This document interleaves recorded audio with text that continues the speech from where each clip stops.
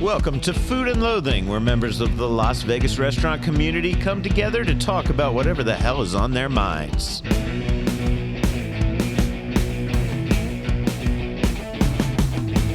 I'm Al Mancini with my co-host Gemini Stevens and beverage writer Bob Barnes, and wandering around here somewhere, happy hour expert Andrew Morgan in the house. Everyone wanted to be here because our location and our main guest are near and dear to everybody's heart.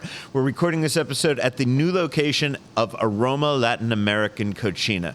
Chef Steve Kestler will be joining us shortly, and of course Rich Johnson producing the show out of the Seattle studios. We love you, Rich. Right now it's just Gemini and I mic'd up because I feel like we're the Wu-Tang Clan, right? Like, you know, we all do good albums and we pair off okay together, but when we come together, Wu-Tang is for the children, baby. I love it. I hung out with Old Dirty Bastard. I want to be Old Dirty Bastard. Yeah? Okay. All right. I don't know who you want to be, but of the let me think about that one. Or we could be the Avengers. They're sort of like the same thing, right? You get to be Assemble. You could be Iron Man if we're the Avengers. Yeah. I like that outfit. Let's do it. I don't know who I want to be. Anyway, so if you pay close attention to the local restaurant scene, you're going to remember Aroma Latin American Cocina from its previous location in Henderson, where it grabbed the attention of quite a few people. Well, Steve Kestler and his crew have a new space literally right next door to the Sand Dollar Lounge on Polaris at Spring Mountain Road. I mean, you could, like we just figured out, walk to the Strip in 15 minutes from here. I mean, you would burst into flames if you did that today. I mean, today might not be a good idea. So I wouldn't recommend that, but very, very close. So it's great for tourists. It's great for locals. It's, I mean, you want to say just outside of Chinatown, but it's not really even... Like, it's right in the armpit between Chinatown and the Strip, right? Which is, but that's great because it's convenient to both, it's convenient to both. That's exactly it. And then you could go hang out at the Sand Dollar Lounge after dinner, which is where all the cool kids hang out. And I know that because I no longer hang out there. I've aged out of being that cool. So anyway, you're going to hear all about the history of this restaurant, their decision to move over here, the evolution, all of that stuff when Steve joins us in about 20 minutes. He's not the only guest you're going to be hearing from this weekend. I paid a visit to, man, did I just slam the microphone there? Did you hear that? I paid a visit to the first edition of Soiree at Liam's Den in the Palazzo. While I was over there, I spoke to Ceselia Berumen and Chef Keris Kuwana about that new monthly celebration of champagne and caviar. Yes. I mean, what's channeling Robin there, man, channeling Robin. I also dropped by the brand new Sliceteria by Metro Pizza twice over the past weekend. I'm going to talk about that in two different spots. The second one's going to be my interview with owner-founder Sam Facchini. And then we caught up with Chef Fabio Viviani at the one-year anniversary of I Pazzi in the resort at Summerlin. How's it been a year already? I don't know shit. Like, things are happening. I think today while we're recording is like the anniversary of Ozzy's death. And I'm like, oh my God, like how'd a year go by in that? I mean, I'm not as cool as Ozzy, I know it, but also today, 4 years ago, the very first episode that I was ever on dropped. All right. I know. Man. So I'm happy to be recording today. 4 years, baby. Damn, man. Been here more than I have. Excellent. So you're going to hear all about that stuff. You're also going to hear about where we've been dining. But to start, we'd like to tell you about some upcoming special events taken from the Food and Loathing event calendar, which you find over at foodandloathing.com. So Gemini, man, hit us with some special events open to the public, kind of one night only sort of things that are happening that you get from that calendar of ours. Absolutely. Hey, Backstreet Boys, baby. Howie D of the Backstreet Boys will launch a series called Cafecito con How, Coffee with Howie D, today, Friday, July 24th, at the Hard Rock Cafe. This is really for the serious hardcore Backstreet Boys fans. It's a coffee shop residency inside the Hard Rock, and it includes a 3-song acoustic set, meet and greet, Q&A session, and signature Coqui Latte served in a souvenir mug. It's priced at just under $350, and he'll be repeating the event every Friday in August. I wouldn't recognize Howie D if I tripped over him in the street. I mean, I know some of the songs, I admit it, but I'm older than that. I was a New Kids on the Block girl when I was younger, so yeah. No, I'm way older than that, and I was like, the early part of the 90s, I was listening to just, extreme noise rock in New York City clubs, and then I got a job reporting on rock and roll in the later part of the 90s. So I was at some, speaking of the same event where I hung out with Old Dirty Bastard. Yeah. I believe that may have been the same year that Chris Rock came out at the awards and said, ooh, the Backstreet Boys. If they on the back street, I wonder who's on the front street. Oh, boy. Must be Big Bird or somebody, right? Yes, there's a little bit of my past. So, okay, so if you're a Howie D fan, man, the Hard Rock's a cool place to go, and $350, but, you know, you get up close. I was going to say, it's up close and personal. You get a 3-song personalized set sort of thing, meet and greet. Like, come on. Yeah, okay. And you get stuff to take with you. You get souvenirs, you get drinks. So, Yeah. Check it out. Also tonight, Friday, an Abel Baker beer dinner at Fleming's on Charleston, priced at $105. And looking ahead to next week, we have a community block party at the Neighborhood Food Hall in the resort at Summerlin, formerly the JW Marriott, for just $25. That's Saturday, August 1st, and Sunday supper Italian dinner on August 2nd at the Front Yard at Nellis Island. That last one is 5 courses served family style with unlimited beer and wine, plus live entertainment for $75 plus tax and tip. You can get more info on all of these at foodandloathing.vegas. Yeah, lots of good stuff over there. Yeah. I got in, I started updating. Had to take Mama's residency off because it's not a residency permanent anymore. now. It's permanent. I So know. so we've been updating that calendar quite a bit. We have added all of the things at Drink Las Vegas. I think we now have all of those. I think we have everything from Revelry. And we're hoping to get an interview, so we'll learn more about that festival. I'm going to put one on myself this week. October 25th, we're having Picnic in the Alley, baby. Picnic in the Alley, baby. So that'll go by up. all the women. That's for right. everyone. Correct. I know all about that. We talked Picnic in the Alley on our anniversary special, did. man. Yes. Okay, so my turn. Where have I been eating? Yeah. I don't have a lot to tell you about food-wise. I attended the first anniversary celebration for iPozzi by Fabio Viviani over at the resort at Summerlin. This is nice, a small little media get-together. Yeah, we did the meatballs. We did a lot of stuff that you would expect. I'd tell you, he does a burrata over kind of like a tomato bacony jam sort of thing that's really fucking... I mean, that should be a standout dish, right? That if I still worked at like a glossy magazine or somewhere where you could just like spotlight one dish, like that's what a great way to take a burrata salad, something that's so fresh for the summertime, but then make it a little heartier so that I think you can carry it into the winter, still make it make sense, you know? So definitely try that dish. I had a lot of other things. Had good steak, had some good branzino, had some great pasta, some good desserts. But I would tell you that burrata with the bacon jam, the tomato bacon jam, that's the fucking way to go over there. So I would definitely go check that out. Meantime, Fabio Viviani is in town for this. He's been doing some cooking demos, some shit we told you about last week. And I got a few minutes with him to talk about the milestone of 1 year. We got a year in the belt. The community is happy. We're very happy to be in this community. We love our locals.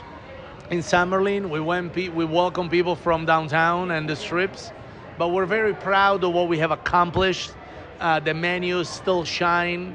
The food is great, and we keep hearing that we are people's favorite Italian restaurant in the burbs. And I love that. Yeah, that's awesome, man. What have you learned about Las Vegas and the Las Vegas burbs that was unexpected when you came here? Well, I think Las Vegas burbs embrace a hotel restaurant when the hotel restaurant embrace the Las Vegas burbs. And, you know, sometime in other neighborhood, in different states there is not a lot of crossover between the downtown and the burbs. Right. People trying to stay in their circles. But we drive people from Henderson, we drive people from the strips. So we are very, very surprised in a positive way with the impact that iPozzi has made in the suburban Las Vegas. They've added a lot around you in that year, and 2 of those are your additional concepts. So can you talk about growing it out and adding more concepts here in this food hall? So we have iPozzi Pizza, which is a branch of the restaurant. We have the Oyster Bar Mediterranean kind of counter approach of hospitality. You know, we're very happy with these brands. We are looking forward to create a few other things around with the property and with the opportunity in the neighborhood. We love the crowds, we love the market, And we're going to do what we do everywhere else. We're trying to establish more opportunity within the community.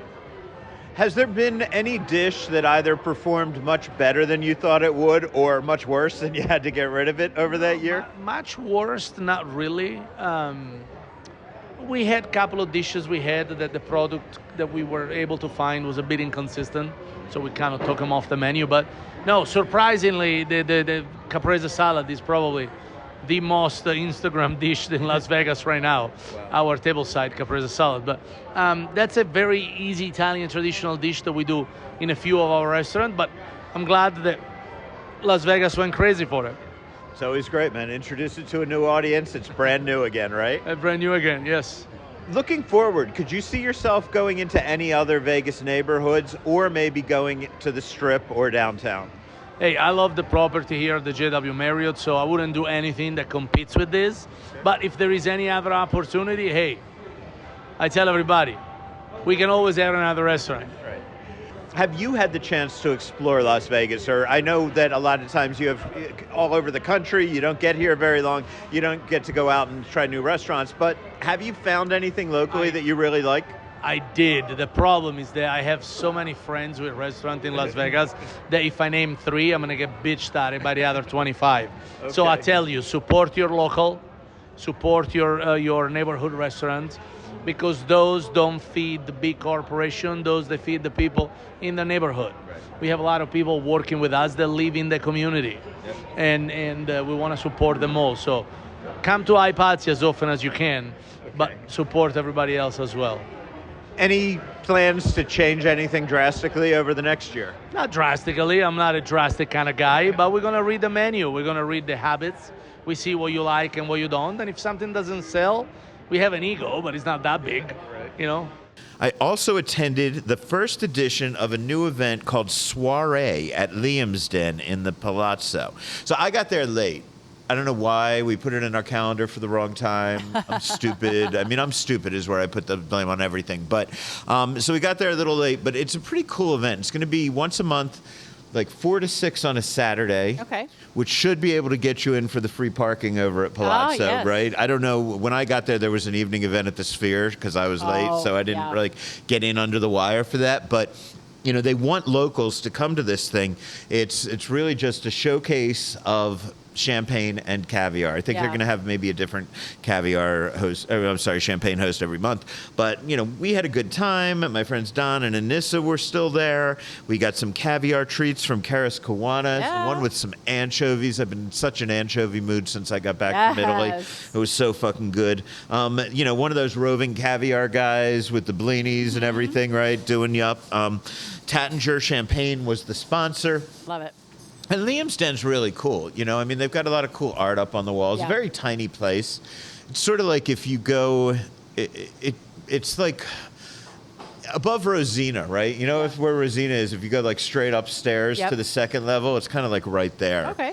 So you could get in straight from the parking garage if you take that one elevator up. You just take it up to 2. Perfect. You're right fucking there. Of course, if you can figure out which parking elevator takes you where in the Palazzo and the Venetian, then you spend a lot more time than most people because they all look alike, but they all take you someplace slightly different.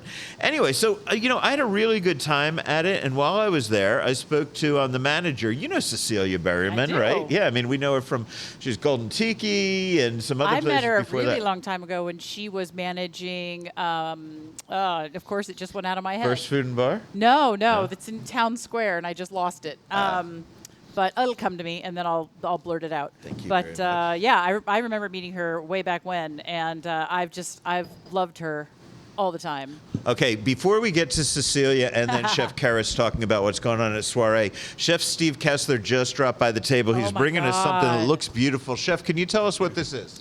So that's a ceviche negro. It's basically a black leche de tigre. So you do your classic leche de tigre, but then you mix it with ponzu. And that gives it the color, and it's... Yeah, you don't see a ceviche this dark very often. So let's take a bite of this, and then we'll get to our interviews. Oh. It's really good for this weather. It's beautiful. Yep. Nice pop to it, though, man. Yeah. Really, and I like that little bit of salt in there to kind of open up the palate, you know? Really good. Enjoy. Very Thank you good, so Chef. much. Thank you so much. Okay, back to Soiree at Liam's Den. Yeah. They were kind enough to host. We spoke to Ceselia. Here's what she told us about it. So this is the kickoff to our Soiree series. We're going to be hosting a monthly event where we're doing caviar and champagne, just really to promote caviar conversations and have locals come out and have a fun place to hang out and just meet each other. So what's the setup on something like this? It is you buy a ticket and you get everything, or is it an a la carte kind of deal? So what we do is it'll be a ticketed price. You get a welcome bubble, then you have the option of either a full glass of that champagne or a martini that we're featuring, and then you get a caviar tasting, which will be 3 bites and a dessert. Wow, what's the price point on something like that? It's going to start at $65. Okay, that's pretty good. So how frequently, you said once a month, how will people find out the dates and be able to get tickets and all of that? We plan on launching the dates for the rest of the calendar year, probably end of next week. You'll be able to find it on our social media as well as our website, and we'll have that so you can book out as far in advance as you want. For people who haven't been into Liam's Den, it's because it's a very unique venue here. I know people whose art hangs in this place. So could you explain what the general vibe of Liam's Den is? Absolutely. So it's an elevated champagne bar. We have over 15 bubbles by the glass. It's meant to be a space away from the chaos of the casino floor, just to step away, kind of unwind, and just really feel like you're in a luxurious setting, which is also very approachable. And you're up here on the second floor of Palazzo. I know technically it's the shops, but I call it the second floor of Palazzo because people know what I'm talking about when I say that. And I remember not that long ago, there was a ghost town up here, but it's really hopping up here these days. It is, and I think more locals are finding that if you park in the Palazzo parking garage and you take the casino elevator up to the second floor, you can bypass that casino floor and that madness and just come straight up here. Especially on a day when there's not event parking, because then you get that free parking. Absolutely. And then I also spoke to my good friend, Chef Keris Kuwana, who's doing all the little treats for this event. We are doing a once a month a bubble champagne featuring. So we would take a champagne, talk about how they make it, and then I would do a pairing with it. This is a really, really fun event. I think that it would be a really cool thing to actually get locals and have people network. I mean, I think today is actually a great turnout. We have a lot of friends that are out here kind of mingling and that know each other. And it's just something that kind of supports Liam's as well at the same time. We are all kind of want to do a collab together, as if the influencer would say, the collabs, right? I think the lingo's right. I think it's good. Yeah, that we would do, say, a local produce, and we would feature that with a local wine. And I think that it's something that's great for us, great for the community, great for Las Vegas. So how do you create a menu around champagne and caviar? Well, you can throw caviar on anything. It's freaking delicious. And if it wasn't for me, I probably would have put it on ice cream, but maybe we'll do that. I'm thinking of making a potato chip ice cream, but we'll see if Gina approves that. I really think the best part of my job is them giving me a bottle of champagne and say, pair it. And having 5 or 6 different things to just try to see if it pairs well with caviar is really fun. Because basically, if you can put anything that's really salty or super sweet, it kind of works. Yeah. Just because caviar itself has briny, it's a briny taste. So what else are you doing these days? I know you took your Alice in Wonderland out of state. I did. I took Alice in Wonderland to Albuquerque, and they're doing really well. They sell out all every month, which is great for me. I actually didn't think that it was going to be that big, so it's huge. It really pulls on my heartstrings a lot because I kind of want to be there the whole time, but I have to remember that there's a team out there that loves what they do, and I have to kind of let it go. But it is started in Las Vegas, and I have to thank Las Vegas for that. And there is a small thing. Pachi Pachi is doing a brunch. I'm working on something small with them. I'm not allowed to say just yet, but I promise you it's going to be freaking cool.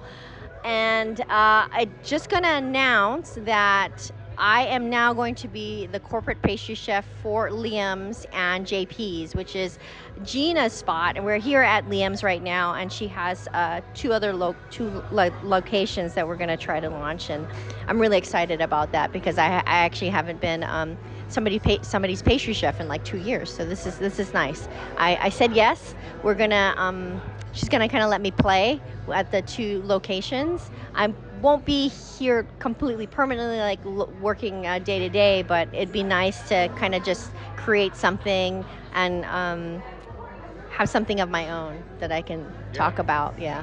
Well, that sounds awesome. I can't wait for that. I also can't. You seem like a perfect match for Pachi Pachi, so I'm very excited about that. Pachi Pachi was pretty awesome. I didn't know too much about it. I mean, I knew it launched, and I know about Brandon and the people that's behind it. And they're pretty fucking awesome people. Excuse my language. No, they're fucking awesome. They're pretty awesome. I mean, Brandon had thought about Golden Tiki a long time ago, and of course we work together at Lev Group, so it's good people and people that you know and in the community, and focuses on Japanese pachinko. And people that don't know pachinko, it's this gambling game, but you can't really call it gambling in Japan. So what they do is you actually gather whatever you win, say it's like, I don't know, soap, so like 5 bars of soap, and you next door would be a place that mysteriously buys soap for money and gives you money. And it's a kind of cool thing because you go in the bar and it seems like dark and mysterious, and as if you were like, you can gamble. There's this huge machine there that you can play pachinko in. But there's not actual gambling in that particular place. Yeah, not actual gambling, but which would be pretty neat. But I think the drinks are actually where it's at. The drinks are kind of a gamble. You want to go and pick which one, and I don't know which one will knock you out. And I had one that was blue, and I still don't remember. But I digress. I want to talk about you drinking things that make you not remember, because I have to know, when you go to work at Pachi Pachi, which has a very Alice in Wonderland-y kind of feel, and you, of course, have done Alice in Wonderland, and you're working with Brandon Powers, who loves to go online and tell you how much acid he ate that day. So what I need to know is, did you do any hallucinogenics with Brandon in order to create this menu? Do you say plead the fifth, or do you what? Or I can't remember, but I know I lost my shoes. Okay, there you go. Food and Loathing, asking the questions nobody else has the balls to ask. This is why I love you, Al. It's really true. I can tell you though that my inspirations comes from Ghibli, and those of you who don't know Ghibli, he's a really cool artist that does Spirited Away, Mononoke's Princess Mononoke. And there's some really cute characters that are inspired by that. And then also a really cool dinosaur-looking thing that we're not allowed to say what it is, that breathes fire and may like squish buildings. We'll say about that. But we have not cleared the rights to use the name of him. Yeah, correct. But it may look like in a pancake, FYI. I should mention I returned to the Museum of Ice Cream this week. It was a friends and family play day for me, kind of. Yeah.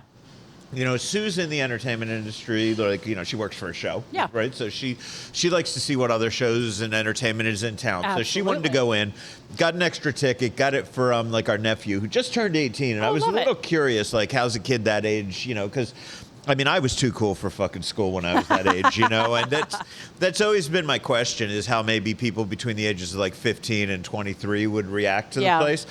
Granted, I'm sure he was being a little nicer because he was with us and, you know, we brought him with us. But he had a good time, you know, so, you know, I mean, he totally got into it. We went down some of the slides together like idiots. I love it. Lots of free ice cream. We all got our, look, I still got my Dice tattoo that I got in their tattoo parlor. It hasn't rubbed all the way off yet. It's already been like 4 or 5 days, so plan on having those tattoos last. So yeah, I'm really liking the Museum of Ice Cream. Yeah. I mean, again, it's kind of goofy. I've always been somebody that likes to do kid shit, no matter how corny it seems, no matter how old I am, and no matter how punk rock I was at the time. I was always never too cool to do dumb kid shit. And this was some fantastic kid shit, man. Yeah. And we had a really good time. So I want to throw that out there again, that I'm really digging on the Museum of Ice Cream. And everybody there is really, really nice. There was one employee who was a little grumpy, but you know, I'm not going to give that person a hard time. But generally speaking, man, they're all kind of in character. They're like, you know, they're all Willy fucking Wonkas over there. Yeah. They're having a good time. So, so we totally were digging on that. What else? Everybody else in town, I made a pilgrimage to Sliceteria by Metro Pizza in the Bend this week. If you are a foodie, with foodie friends and chef friends, you've already seen posts by everybody. John Arena does something new, and I almost want to say everybody goes over to kiss the ring, but it's not that way. It's that it's that everybody loves John Arena to such a degree. He's one of the greatest people in this town. He has done more to help people, to help young pizzaiola, to help young chefs. So John himself is, just a national treasure for Las Vegas, right? And Sliceteria is fucking fantastic. I mean, they've closed 2 Metro Pizzas recently. Yeah. Closed 2 of their older ones, including the Retro Metro here on the west side. And, it's kind of like they're moving into a new generation. This place is modern. It's definitely in on the fact that people like good slices. It's in on the fact that you have new kind of ovens where you can just warm up slices. They do a lot of after work on the slices. So we're going to have another little in the news. We'll talk a bit more about it. But I'll tell you, I ate, what did I have? Oh, by the way, they sell Roman slices, and those are in your funkier styles like potato and bacon and lemon artichoke.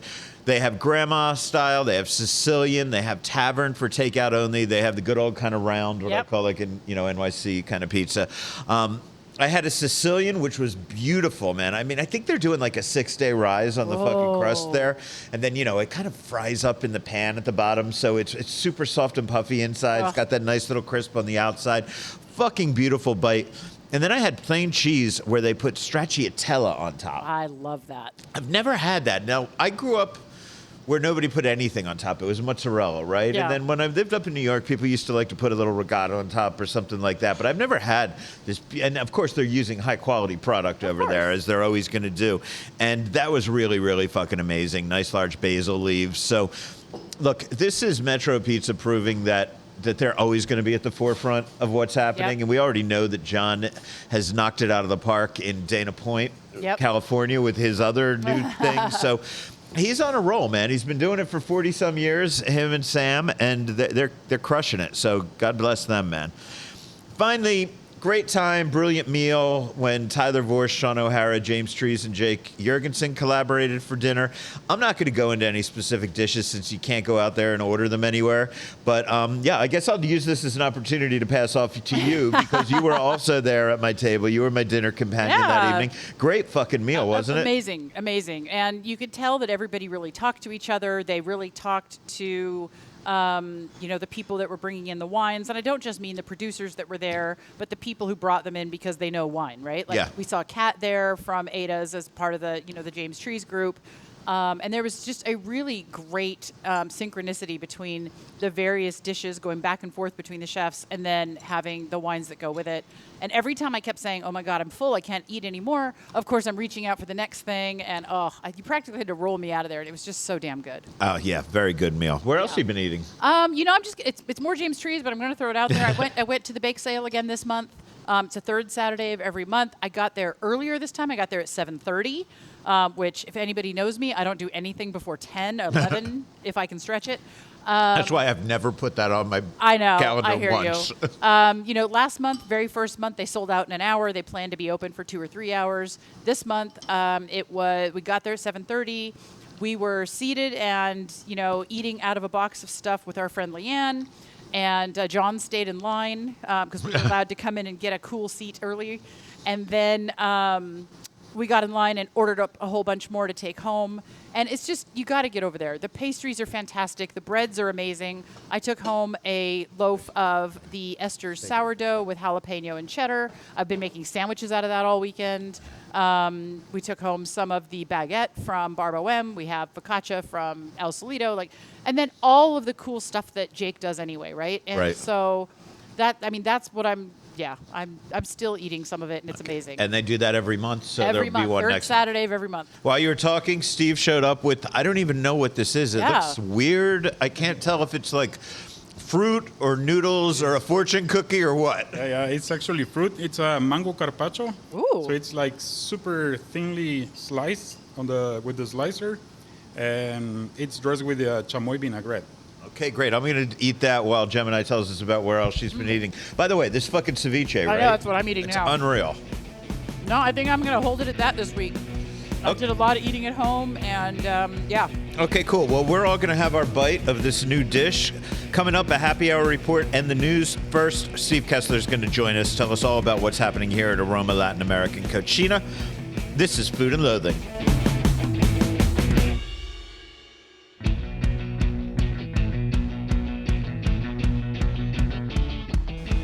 As promised, Steve Kestler joining us for this segment. Also, Bob Barnes sitting in. Andrew Morgan's down at the end just eating the food that was just delivered. We'll have him later in the show. But we got Bob here. We have Gemini here. Yeah. We have Chef Steve Kestler here. And we have a plate of like 5 tacos. Yeah. What do you call these Yeah. that you just brought us? These are tacos, right? Tacos, yeah. So basically, it's all the tacos that we have on the lunch menu. We just recently opened for lunch, and it's a small menu, but it's kind of like thought to have a quick bite. You know, there's people that only have 30, 45 minutes to get lunch. So it's like you come, you eat like 2-3 tacos or like a sandwich, and then you go back to work. There you go, man. In and out. In and out. What time every day is lunch? So it's, for now, it's Thursday to Saturday, 11 a.m. to 3 p.m. Okay. And by the way, sometimes like if you want them for dinner, we can make them. Like because people see the post, you know, for lunch, and they come for dinner, and they're like, oh, I just came because I wanted to try the tacos. the Huachinango taco. Well, We're very like we can accommodate. It's interesting, and we'll get into this a little deeper, but this is not a Mexican restaurant. This is a Latin American restaurant. Yes. When you were in Henderson, you were constantly getting put on people's best taco lists, which Yes. meant everybody thought that you were a Mexican restaurant. These are not your usual tacos. I mean, Gemini and I think both started off with the seafood one, right? And the way that fish is made, man, it's just a nice, crispy outer skin, beautiful, flaky inside. The vegetables that you put on top of it, the onions, they almost feel sautéed to me. Like, you know, They were. it's not. Yeah, this is not like a standard taqueria. This is serious Latin American cuisine. So that's awesome. Yeah, honestly, I mean, tacos, it's something that you can find in every Latin American country, you know. Right. Mexican cuisine, it's like actually worldwide recognized.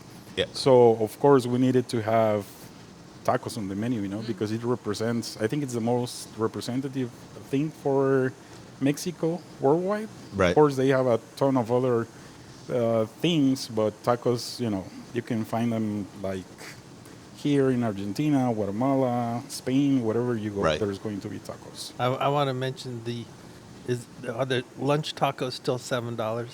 Yes. That is an unbelievable price. I mean, you can't go to a fast food restaurant without spending True about story. that much. And Yeah. and your tacos are piled so high that you have to eat some of the protein before you can fold it. So I love your tacos. You know, that is a good thing that you mentioned, because for some people, they see like $7 a taco and they are like, that's a little bit pricey for a taco, you know. But once they see the taco and they taste the taco, oh, Well, that's it. People They are get used it. to going to a place where, like, you got to get a trio of tacos or you're not going to be full. You don't need Yeah. to get a trio of tacos here to be full. You come No. in and get a taco for lunch, and that's a solid piece of. I mean, the amount of beef that's on those I know. things over there is fucking insane. It's Or like the you, slab of pork belly on this one. yeah, it's like you killed a whole cow or something. You know, man. I mean, it's awesome. And I promise you quality. You know, like you see like really nice pieces of meat, but it's not just the quantity that we put. We also put quality. But like you said, like I'm a big guy and I eat 2 tacos and I'm like, you know, Yeah. I'm like good. So Cool. Chef, let's get to a little history. You opened the original Aroma Latin American Cocina in Henderson when? it was November 2021. So about 4 years and a half. And what was your goal then? So it was a little bit weird because, okay, so I was looking a location to open up a small restaurant, and I went everywhere. I went Summerlin, I went Southwest, Northwest, and at that time it was kind of like COVID times. Yeah. So everything that I was looking, it was like, you know, $8,000, $10,000, and up. Yeah. And second generation restaurants were like 300,000, 400,000. So it was like, Wow. we're still living the COVID kind of like thing. So it was very scary to kind of like look for investors or for big money, right? Yeah. To open up a restaurant.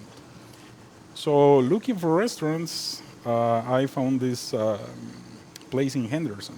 I knew the location was going to be super, hard because it's on Everybody the... keeps waiting for Henderson to get ready to accept good restaurants, and we all cross our fingers every time, and this is going to be the one Yeah. that does it. And it's still a really rough neighborhood, and there's a lot of really great foodies over there, but it's just a rough area for restaurants that are doing something a little unusual. Yeah, what I learned those 4 years in Henderson is that I think Henderson, it's for more like family-oriented restaurants, also maybe more like for chains, but maybe not for too adventurous type of restaurants. The adventure, definitely Yeah. not an adventure crowd. Yeah, and when I opened in Henderson, I went and drove that neighborhood I don't know how many times.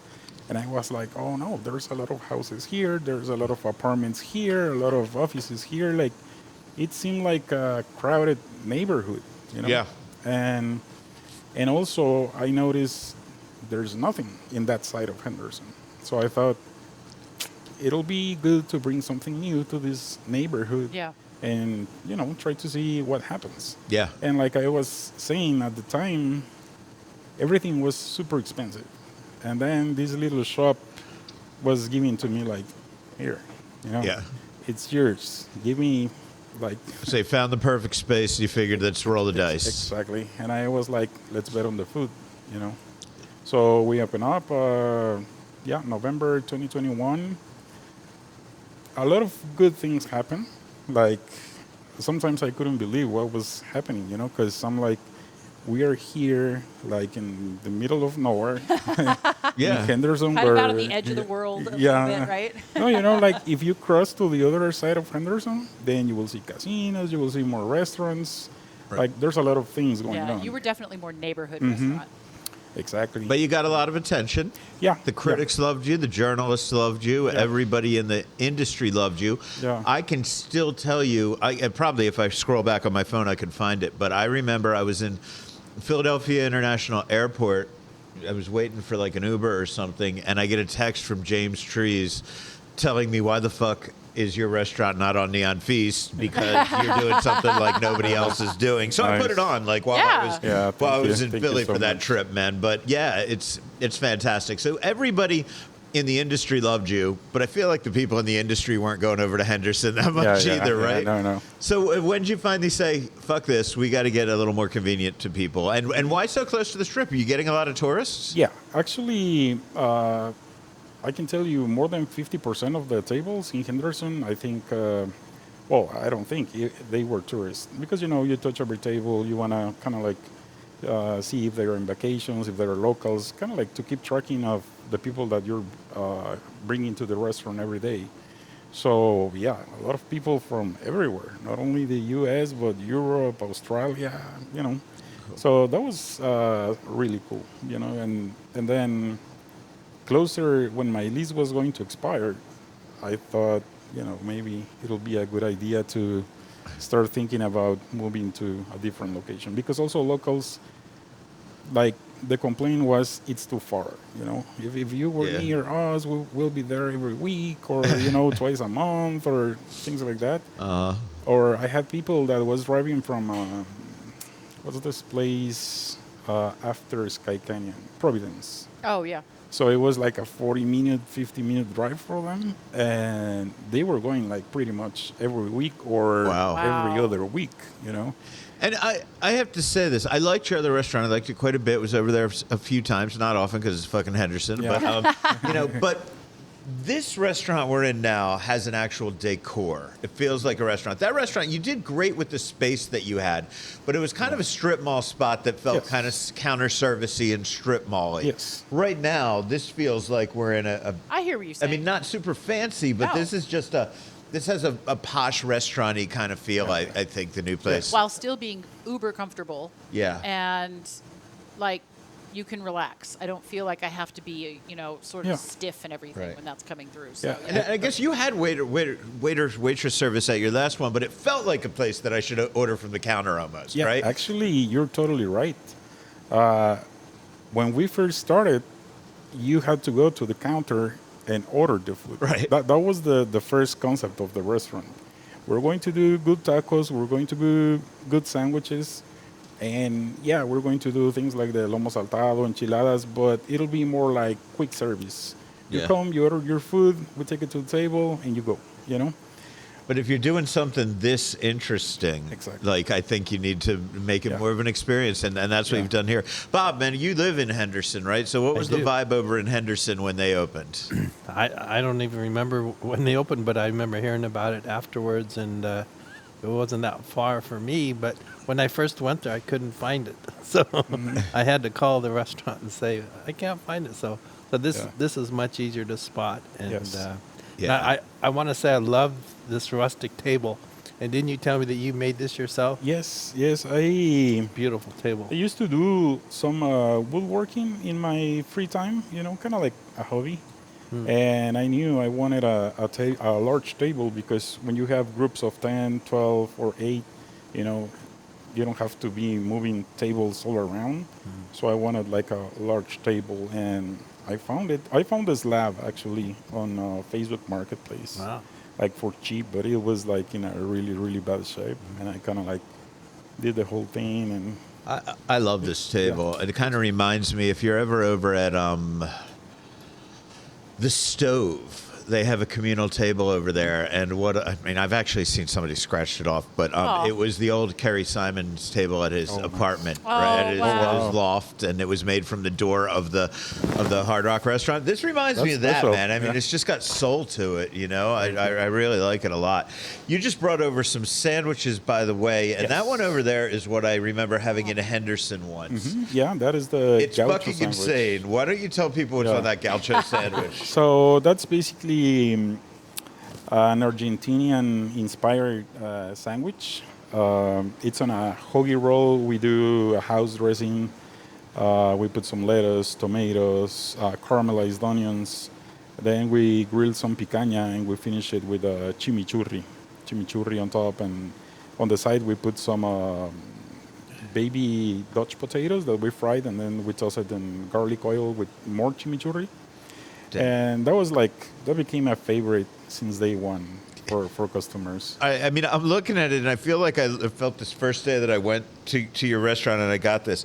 But how much meat is on that? Is that like a pound of fucking beef? How much fucking meat? I mean, it's insane. A little less, but like 12 ounces. Yeah. Yeah, 12 ounces, right? So, and it's nicely sliced. It's beautiful. If you're going to pull it off with a fork and a knife, it's great. Yeah. But no, it's on this crazy giant hoagie roll, which is all slathered with this good sauce. So now, like garlic and you got, of course, the chimichurri on top. Smells like garlic bread. So now I put it down, and now I honestly feel like a cartoon character. This is like a cartoon character trying to take a bite. Nice. Yeah. I don't know how anybody You also can can eat add fried egg and cheese. And when you add fried egg and cheese, it's just like, Oh my God.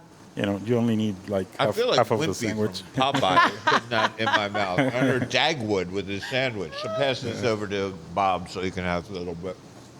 I love it. This is Yeah, great. the other one is the Cuban sandwich. Oh, That- yes, Cuban yeah. too. Shit.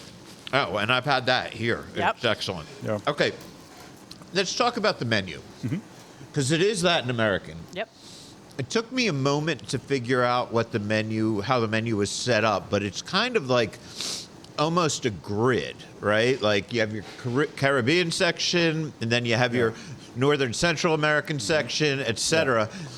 So you pick your nationality, and then of course you have the appetizers at the top, and then and it goes down like that. So then there are some blank holes in the grid, right? Yeah. Like there may not be an appetizer from this country, but could you explain it better than I just? Yeah.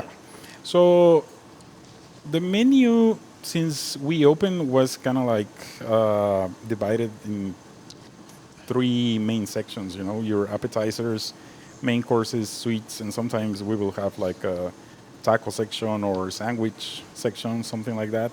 But as we were doing more kind of like interesting things, people started to ask like, where is this coming from? Like, where's the nixtamal tomatoes coming from? Where is the lomo saltado coming from? So, you know, we always kind of like had to tell people which we like, you know, to explain what Right, we're which doing region. to everybody. Yeah.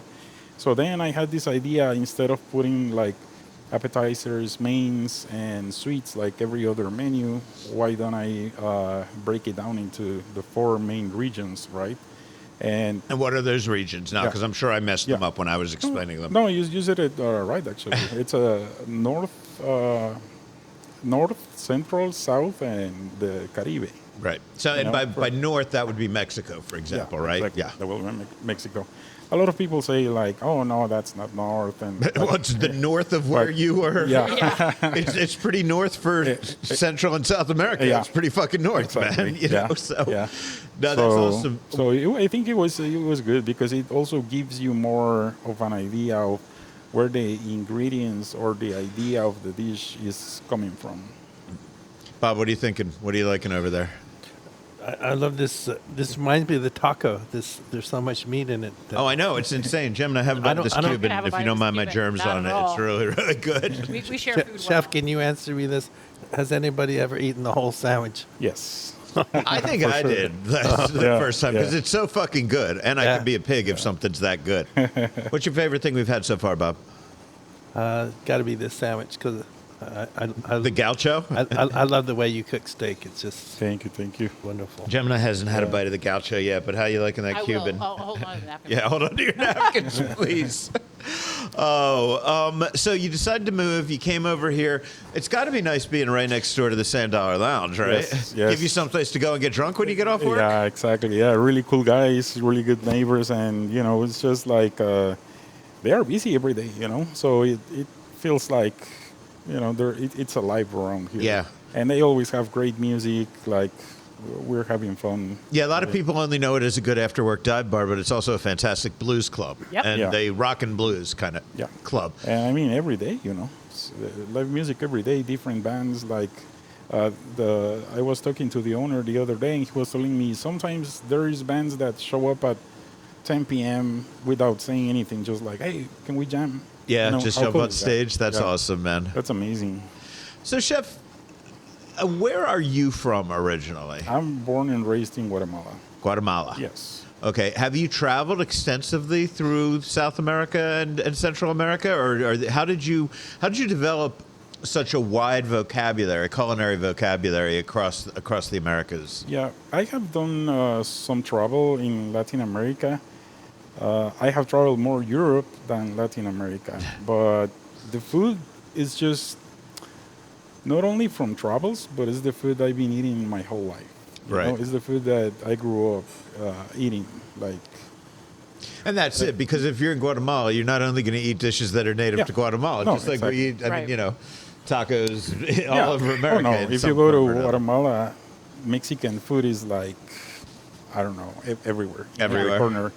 And then remember, this is something I like to tell, because before there was countries, you know, and borders, that whole region was called Mesoamerica, you know. So Right.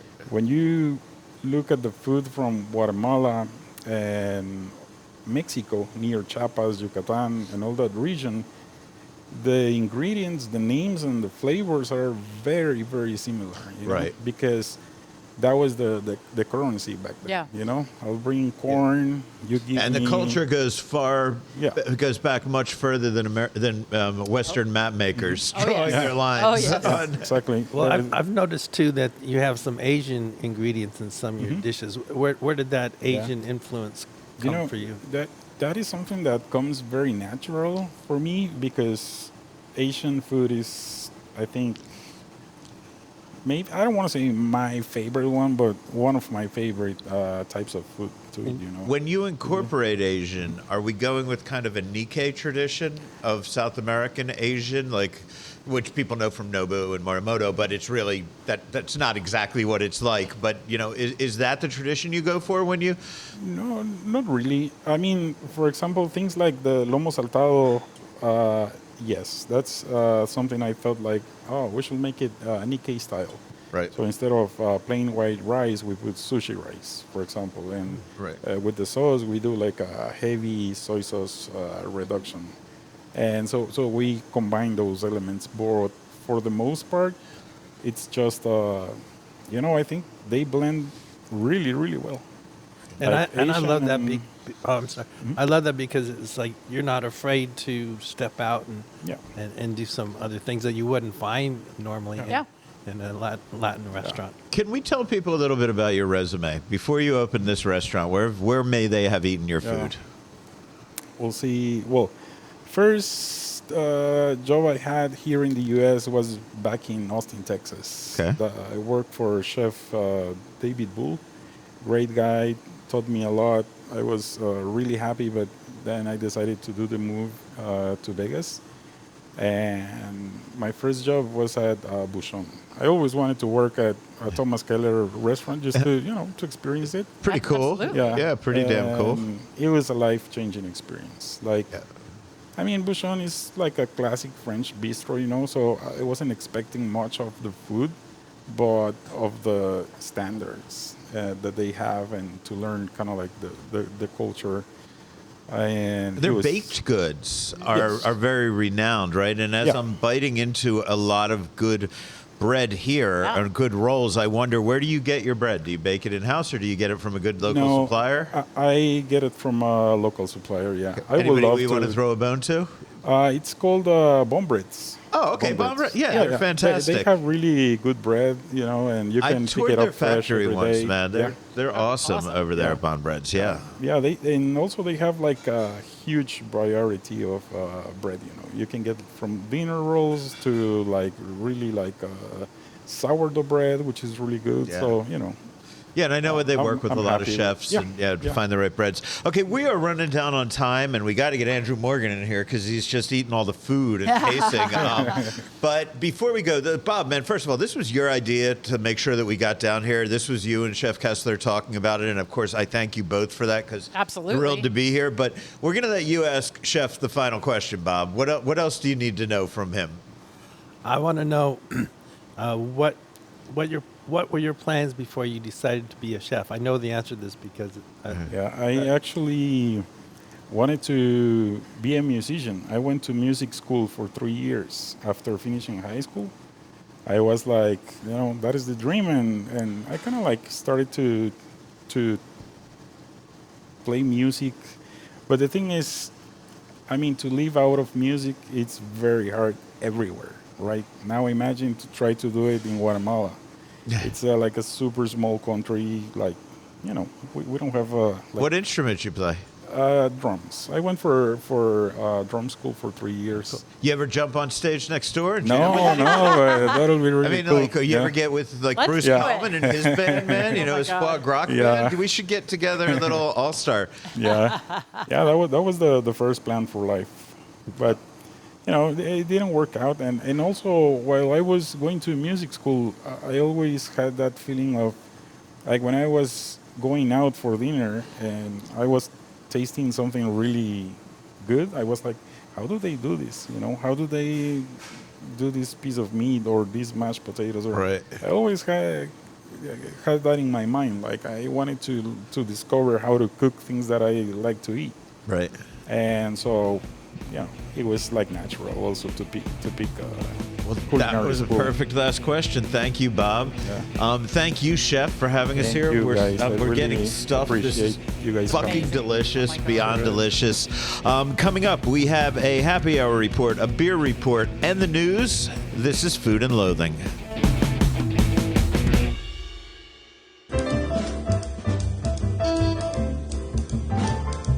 That time of the week, our local lounge lizard is here. Andrew Morgan of Happy Hour Vegas. Here's what we do. We have Andrew on here. He knows everything about happy hours. Gemini are always talking about these expensive places we go, or these cool places Yeah. and these giant feasts that we have. But Andrew's got you covered. If you want to try a new spot, not a lot of money, go in there, have a few affordable bites early in the day. If you don't like it, you can go buy something else, I suppose, because it's early. So happy hours fucking rule, and Andrew Morgan has them covered. Welcome back, Andrew. Thank you, sir. That's why I signed up for this job. I love happy hour. It gets you a chance to try new stuff, all of that good, all that loveliness. And there's a lot of shit here in this town. So There it's is. Amazing.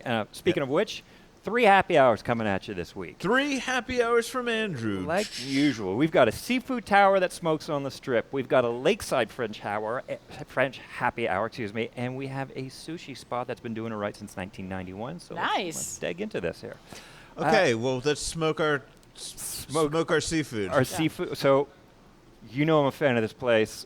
4 words: Ocean Prime Happy Hour. Yes. Yeah, the summer's back, right? Like Summer I didn't happy even hour know the menu. summer went away from them, but then I get an email that it's back. I and I'm just like, oh, recommended good. Ocean Prime to a girlfriend today. I'm like, you got to get back in there. This oh my is God. absolutely, this is my jam. There's no secret. I talk about Ocean But Prime these are is the one of new my favorites. hours, right? New happy hour and menu as well. Okay. So they sent us the info. It's daily, 3 to 6 p.m. So Oh, I love that. you know that's a I great hate time. waiting till 5 or 6 o'clock for a happy hour. No, I mean It's Yeah. Vegas, for a baby. booze bag like Exactly. me, come I on, want to set up at like 2:30 or 3. 3 is perfect. right? I'm just coming out of the club. Yeah. Get in there. So daily, 3 to 6 p.m. It's the lounge and the bar only, but you know that's where you That's want to okay. be actually, because those are it's just such upscale, really Is it nice place. still 50% off? It's 50% Oh my off, God, yes. That's including amazing. including a smoking shellfish tower. And I've been called a very shellfish person, but this is something that I'm definitely going to recommend for you guys. And when I say smoking, yeah, they put the dry ice It's in there. the dry ice. I It's not love a that. It's not flaming actually or on anything. smoking, right? exactly. I know so many people think it's so cheesy, but I love that. There's something really cool about it. Yeah, it Yeah, is. it's like being at an Ozzy concert circa 1989, man. Totally. It's dramatic. It's luxurious. It's, it's how you should be eating seafood in a seafood tower on the strip Amen. at Ocean Prime. So how much is that tower? Because they're not an inexpensive place to have a No. seafood tower normally. No, it's on the happy hour menu. It's 50% off the regular. So it depends on what you're ordering. Oh, Lobster they tails, let you stuff do the like that. build your own tower, Correct. and Oh, then yes. they knock 50% off. That's the one. Oh, dude, you can't fucking beat that. No. No, and we spoke to Chef.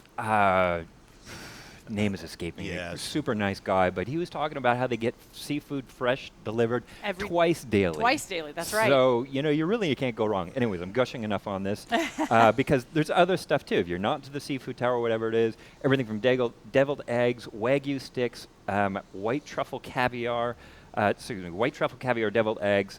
And of course, the Wagyu cheeseburger. That's always one of my go-tos. They still have the lamb lollipops and the happy Still hour doing the menu. caviar dip? Still doing the potato caviar chip dip? dip. Oh, that's so Yes. fucking good, That's man. how you start. And the cocktails, too. Again, you get the drop of the dry ice with the with the dry ice and Yep. the seafood tower. You are in the smoking section, girl. Oh my God. That is awesome. And Open they tables. have a great bar there. Oh, yeah. Amazing scene. Open tables, top 100 most romantic restaurants in America. That take open table. exactly. Should have brought my first date there. I knew I would have had a second one. Oh, God. So You that's told all. us about your first date last week. I thought it went well. You went to Wino. Let's not go there. Okay. Yeah. So still single. It's also anyway. So that's Ocean Prime. We know we love it there. So all good. Number 2 on the happy hour. Yes. Marche Bacchus Happy Hour, Desert Shores, Summerlin area. When was the Absolutely. last time we were there? Let's make that happen. It's been a minute. It's been a while, Let's yeah. go. Been a minute. Yeah, that's right. So how Exactly. was it, Bob? Yeah, I mean it's right on the lake, Lake Jacqueline, Lake as they call it. Jacqueline. Daily happy hour, 2 to 5 p.m. Bar area only, but I had some friends who were just there the other day, and they made exceptions right on the table, right on the Oh, water. So nice. I think ask them politely, if you speak French, s'il vous plaît. That's They right. might hook you up. Lakeside French happy hour, mussels, escargots, specialty cocktails from $6. The French call it 5 à 7, by the way, if anyone knows why it's called 5 à 7. There's bonus points there. 5 to 6. No. 5 to 7. Well, it goes 7. back to France. That's the time where after work, before they went home, they would go see their lovers. Aha. Ooh, a that little was afternoon that's, delight, huh? that's a happy hour there. All right. French That's a style. happy, well, I don't know, man. You know, it could be a happy 15 minutes depending on who you are. I don't know. Wow. But, sadly. C'est la belle meilleure 2 minutes that you'll ever have. Hey, Oscar just showed up with some sweets. Give us one section Steve. before Yeah, you hit go. us. Steve, why? Jesus Christ, man. You know what? There's something about you and Oscar Amador that I love you guys both so much, and I constantly am like, I don't know. I'm so sorry. I get mental blocks in my brain, man. Do you? I'm so sorry. Steve. In like 2 years and a half, so Yeah. we share a lot of time together. Okay, well, Chef Steve Kestler, what'd you bring out for the sweets, and who makes your desserts? I make them. I mean, we make them, but like we don't have a pastry chef designated to do desserts. It's like the team comes up with ideas and we execute it. So this one, it's Choco Coco, which is basically like Caribbean flavors, pineapple, coconut, rum, chocolate. The one, it's the classic Grand Mas flan. The only difference is that we bake it at a really low temperature for a lot of time, and that gives it like a super silky, creamy texture. Okay, we're going to dig into that in a section. Thank you very much, Chef Thank you, Chef. Steve. Oh, God, I'm so Chef horrible. Steve. I used to do that to Sean McLean all the time. I always called him by a different name, and I knew him like forever. I suck. You know, I did a lot of drugs in my younger days, so, you know, you got to... That's what I blame it on, right? That's what I blame it on. Andrew, one more happy hour. You said sushi. Yeah, we've got a sushi doing it right since '91 in Town Square. I think that's when Town Square was invented, right? Or right off in the south part of the strip. Daily, 3 p.m. to close. This place is the Kabuki Japanese Restaurant Happy Hour. So a few things about this. Number one, their happy hour menu, which has amazing sushi, is long. It's like bigger than the freaking phone book used to be in the 80s. It's every day, and it starts at 3 p.m. to close. And it's just accessible. It's like easy place to get to. Try the Tiki Shinjuku, and that's the cocktail, about $8. And then also the Sunkist specialty roll. Those two together is going to cost you about $20. It's money well spent, and because it's a happy hour until close, you can stay as long as you want, and they actually made it. So. What about people who hate rolls? Do they have any nigiri or sashimi on there, or no? No, they do. They've got all sorts of good stuff. They got dumplings. They got obviously the rolls and everything like that. They've got edamame. They've got your classic Japanese fare, but smaller portions, happy hour style. Kitchen's amazing, really. Okay, there we go. I love it. It's a happy hour. It's a happy hour, baby. And we are so lucky because at Food and Loathing, we have the foremost beer writer in southern the Las world. Vegas, in the world. And this is our own Bob Barnes. Bob, what's going on in the beer world? Well, it's kind of slow in the summer as far as events go because it's too hot to leave the house. But I do have 3 things to tell you about. One is a brand new German beer bar called Barthos, and it's in the district with a K. Okay. Instead of a C. That's this brand new complex on Commerce between Wyoming and Utah. There's about a dozen food and beverage concepts, and they're in So small we're talking buildings. about the Arts District. Well, Arts District, yeah, right? With a K. Yes. It's like the Germans. Oh, boy. But these buildings are made to look like containers, but they're not containers. They're just built like that. But anyway, if you ever want to have some German beers that you can only get in Germany, this is the place to go. They got a bunch of beers. You know, I've had a lot of beer in my life. I had 3 beers that I'd never had before. That's amazing. Wow. when I was didn't there think that last was week. possible. I had Schonraumer Pils. I had Weissdorf Kolsch and a Bittenauer Burger Brau. So All right. Wow. those Say were that new 5 ones times to me. fast. I was +1 at the Brewfest at the Tuscany Suites a couple of weeks ago with Bob? With Bob. He showed me the ropes, and Do you remember the ropes? he absolutely schooled me in here. Okay, there's another new opening. Everybody loves Abel Baker. Yep. Probably one of the most successful local breweries. Well, they opened a second location at long last called the Bomb Shelter, and the name fits their theme. Abel Baker, you know, the atomic testing. So Bomb Shelter, and that's way out in Centennial area on Centennial Center Boulevard. So the name and branding fits the theme. The entrance, it's in the old Montana Meat Company, and fortuitously, the entrance is in the shape of a nuclear silo. So Beautiful. Yeah. Yeah, Abel Baker, by the way, those were the first 2 atomic bombs Yeah. that got put off. The first one, I guess, was Abel. The second one was Baker. Yep. And Right. yeah, that's the reference to that name. And they are a Vegas-born brand. Yep. What is that they have up in Centennial Hills? Are they brewing there? They're not brewing there, but they have a much more extensive menu than the Main Street Brewery location. They got their executive chef, Zeb Nuzzo Todd. He worked with Chef Gio Maro at Old School Pizzeria, and he also worked with Richard Camerata at Wino. So they have a full menu of appetizers, salads, traditional and non-traditional pizzas. They actually had Ryan Paris come and help them get going. Wow. He's the Rebellion. So this is way pizza. more solid than what they have down in the Arts District. Yes, right? yes, for sure. And I had one of the best hamburgers I've ever had there. I had a pork belly dip, which takes French dip to a new level. Oh, wow. Nice. And they do have 26 taps, mainly pouring Abel Baker, head brewer, Matt Marino's brews. But they have 4 that you can only get there, including 2 of my favorite beer styles. They had the Bunker Barley Wine, and they had the Neighborhood Imperial Stout. And lastly, while we're still talking about Abel Baker, they're having a beer versus wine dinner at Zio's Italian Steakhouse at the Renaissance Hotel on August 9th.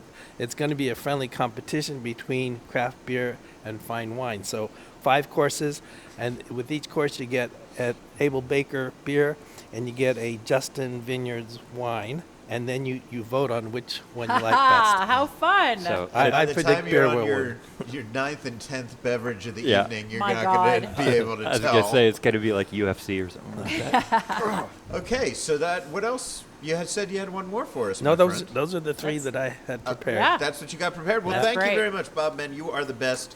Thank you for coming and doing this little Wu-Tang Avengers Yeah. reunion show. I love it, man. Let's get to a little bit of news. I'm going to take this first one. We've spoken a bit. I talked earlier about the grand opening of Sliceteria by Metro Pizza at the Bend, and I talked about what I ate there and all of that. We didn't go into it as a news story, but by the time you're hearing this, they're going to officially be open. And, I mean, they are really officially open. I think they're going to probably maybe even have had their grand opening party by then. But I took my wife back there the second time because I wanted to show her what it was all about. And Sam Facchini, who's a guy that does not get nearly as much attention as John Arena, Right. but he has been with Metro. He was in that car that drove out here 48 years ago or Yep. whatever with John, and he is another local pizza legend. You just don't see him on TV or judging the Right. competitions quite as much, but he's a great guy. And here's me chatting with him about the new Sliceteria by Metro Pizza in the Bend. It's a great relief, and we're very excited. It's a new concept, so it was born from all the great ideas that we've had over the years.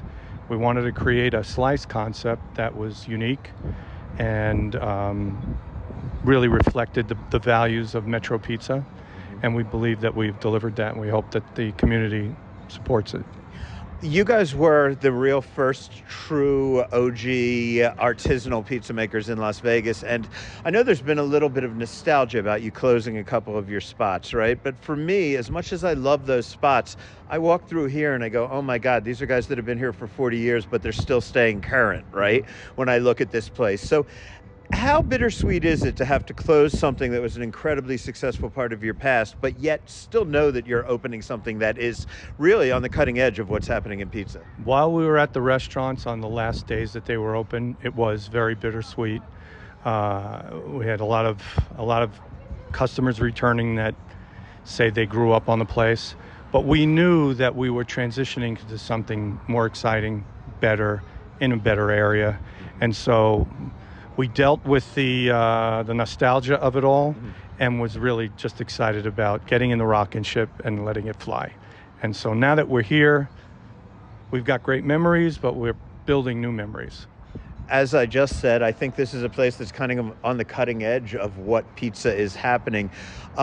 Where do you see the state of pizza, how it's changed since you guys first opened that restaurant, and how is this a reflection of current tastes and current, I believe people want better things these days. People do, and when John and I started in town 46 years ago, it was round pizzas, cheese, pepperoni, and if you're out west, Hawaiian style.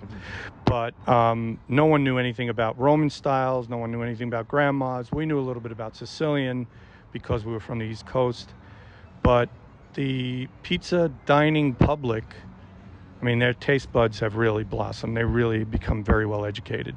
And so thankfully, John, my business partner, is really always ahead of the curve as far as what's going to be the next greatest thing. And we always try to incorporate it into what we're doing. So yeah, people's pizza palates have gotten very, very sophisticated. Yeah. And we're grateful that we still have the enthusiasm, energy, initiative to try to present that to anyone that's interested. So It's called Sliceteria. People have already asked on my Facebook posts, can they get a full pie here? yes, absolutely. The large pizzas are 18 inches versus 16 because we wanted the round slices to be larger. And that's actually 25% larger. So the large round pies are 25% larger in size. They're 18 inches in diameter, but you can get them. You can also get a full Sicilian. You can get a full tavern pizza, which is not in the slice format. And you can get a full grandma and a full Roman. Absolutely. Cool. So yes, come and get a full pie. One last thing, because I didn't ask John about this in depth while I was here the other day. I've always loved your Sicilian. Your Sicilian has always blown me away because it looks like it's going to be heavy as hell, and then I go to lift it up and I almost throw it over my head. You've even changed the rise on the dough on the Sicilian since you've come here, right? Could you talk about how it's a 4-day rise now you're doing on your Sicilian? No, it's 5 or 6 day rise. Oh, okay. And we bake all the Sicilian shells out of our commissary. So we provide all of our locations with our Sicilians, and it's up to a 6-day rise. Wow. And I mean, it's so super light. And when we bake them, there's a lot of oil, olive oil on the bottom of the pan. So they're basically frying in the bake pan as they're baking. So when you bite into it, there's a crunch on the bottom, there's a pillow in the middle, and there's all that amazing flavor on top. No, I had it the other day. It was beautiful. So, guys, just congratulations, man. I'm so happy for you, and you're close to my house, which makes me really happy. That's why we came here, so we could be closer to you. And speaking of pizza, Signora Pizza, that we did an article recently when Floriana won a best street pizza in Italy. Yeah. She accepted it via remote in Vegas. Right. I got to speak with her an hour later, and that's when I heard that she was so much closer to opening a brick and mortar. It's open! I've been seeing it pop up online, and then I can't figure out what the hours are. So I got a message yesterday or last night. Signora Pizza, it's on Rainbow near Washington. They are still in their what they're calling their soft open all week. They are open as this drops on Friday, today Friday, tomorrow Saturday from 11 a.m. to 8 p.m. They are closed on Sunday. I don't have hours yet after that, but that's getting people in there this week. And so, yeah, if you've seen it online, it is available. Go check it out. So excited for her. I can't wait to see what's happening. Is that technically in North Las Vegas, do you know? I don't know if it's Probably right technically, around the but border, it's though? pretty much Yeah, close. okay. It's right near the Rainbow and 95, Okay. that whole thing. That whole, yeah. Also coming up, we have Master Kim's Wagyu House is open this Sunday in Palace Station. Al is planning to visit this weekend to see what's going on. But based on what we can figure out so far, it looks like the popular Vegas Korean barbecue chain will be adding premium Wagyu selections to the menu for this location only. And it is kind of cool to have Korean barbecue in a casino other than Cote. Other than Cote, But also, if you don't have Cote money. Yeah, if you don't have Cote money, right. Do you feel like the casinos are getting a little more creative? And I wonder if they're like trying to get. Okay, here's what I'm wondering. Casino people, you can all yell at me if I'm just fucking stupid on this, but I feel like we're seeing people go a little different here and there. We've got Gymkhana doing Indian. We've got a Korean barbecue. We have one on the Strip. We have one in Palace Station. I don't know, man. Maybe they're sitting there going, well, Michelin's coming back to town. Maybe. And Michelin doesn't like things that are just like everybody else. You have Correct. to be good and you have to be a little creative. Mm-hmm. So I'm wondering if like people are trying to get, maybe a little more creative in the casinos to kind of woo that. I don't know, man. Anyway, you got more news. I do, but that's a good question, and that's kind of why I'm flubbing. Like, there's so many things going on, and I think that's a really smart move, especially for Palace Station, because they get a lot of stuff. So it's good to see that in there. And they know how to find the best local restaurants. They kind of do, yeah. They try them out usually, like in one of their sports books. They let them do pop-ups, and they see who does well. And, I mean, it's almost like they have a farm system, right? Like in sports. And I mean that because they're serious. They're serious about staying in touch, and they see the local community as a breeding ground for potential station casinos, restaurants, and I respect that in a huge way. Absolutely. Well, they touched me with their $1.99 frozen margaritas. Right? So, I mean, hey. Then another $3 shot to make it a double. Well, I don't want to break the bank, but yeah, I do that. There you go. And $3 beers, too. Yeah. There you well, go. you have to have something to watch. Caesar's Palace is celebrating its 60th anniversary with limited-time culinary and cocktail experiences inspired by the flavors, traditions, and timeless elegance of its opening era. They include a 9-course, $266 Nobu anniversary menu, a 3-course Senate's Supper at Hell's Kitchen, a $95 Laurel and Gold menu at Stanton's Social Italian, and throwback items at places like Guy Savoy, Peter Luger, and Brasserie B by Bobby Flay. All right, and that is about it for this week. Quick reminder, you can watch Andrew and myself every Friday morning at 8:30 when we are on Foodie Fridays with Chloe Coast on the CW Las Vegas's ARC show. And you could probably catch the segments again at some point on News 3 Vegas because they're sort of sister news organizations. Yeah. And then, of course, their website. Our website. Yeah, we're gonna post it up there. We're gonna make sure you can't get enough of us. Yeah, man, we're not shy. When we do something, we stick it in everybody's face. That's right. No. If you want more from Bob Barnes, he publishes his new dining and entertainment report every Tuesday at Food and Loathing News. This week, Bob, you got the Museum of Ice Cream, the Neighborhood Food Hall Community Block Party that we mentioned earlier. You mentioned this Crab Corner thing, but that's been pushed back, so we're not going to talk about that one. Liquid Legends guest series. Also, they changed David Wondrich's dates on that, but you've got that covered.